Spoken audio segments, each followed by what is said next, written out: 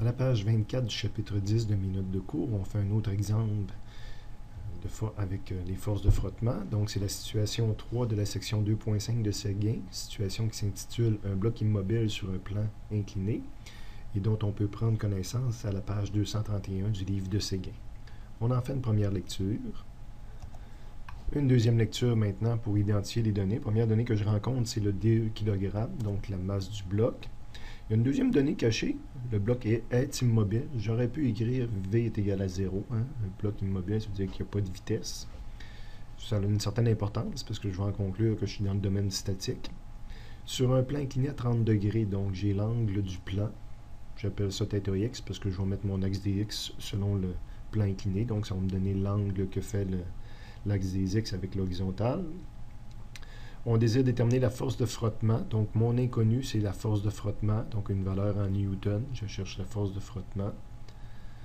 J'ai dit tout à l'heure que j'étais dans le domaine statique. Fait que, remarque, je me le mets ici en termes de remarque. Là, c'est un frottement qui va être statique. Et on me donne le coefficient de frottement.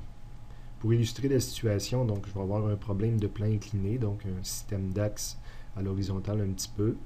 Ma masse va être au centre ici, probablement. Ça, c'était le coefficient mu que je viens d'illustrer, le m est en dessous. Fait que proche du même point me sert à deux choses, soit la masse, puis soit le plan incliné. Le coefficient entre le bloc et le plan incliné. Le θ x, c'est l'angle que fait le plan incliné avec l'horizontale.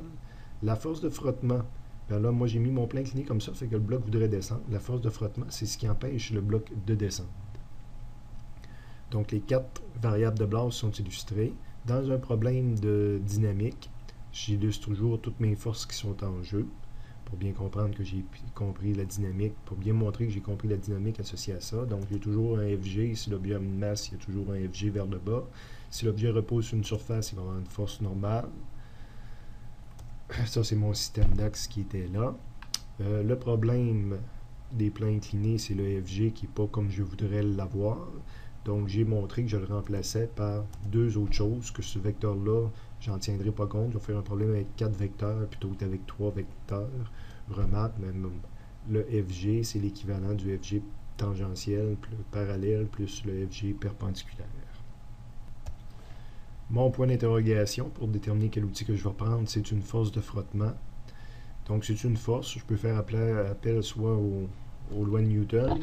Dans le domaine du frottement, des fois, il y a le frottement cinétique, la formule du frottement cinétique que je peux utiliser, mais je ne suis pas dans le frottement cinétique. Puis aussi la formule du frottement statique maximum que je peux utiliser, mais ce n'est pas de ça qu'on me parle ici.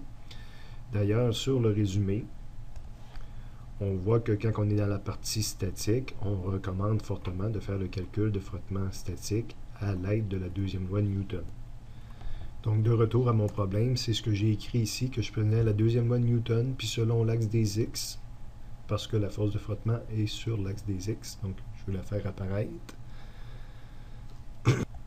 Les deux autres étapes ne sont pas vraiment obligatoires, c'est juste montrer que l'accélération est égale à 0. J'ai probablement expliqué ça à un étudiant à un moment donné, puis on l'a écrit. Mais dans le fond, c'est plus cette ligne-là qui m'aurait intéressé, dire ma somme des forces, j'ai plus FF dans le bon sens, puis j'ai moins FG parallèle dans l'autre sens, est égal à 0 parce que le bloc ne bouge pas. L'accélération est égale à 0. Donc, de cette équation-là, je peux écrire que la force de frottement est égale à FG parallèle. FG parallèle, ça se résout tout simplement par géométrie de base. Là, c'est un triangle rectangle. Les angles sont reproduits selon le théorème des équerres, je crois. En tout cas, l'angle qu'on a ici, on le retrouve ici, puis on le retrouve ici. Donc, j'ai un triangle rectangle.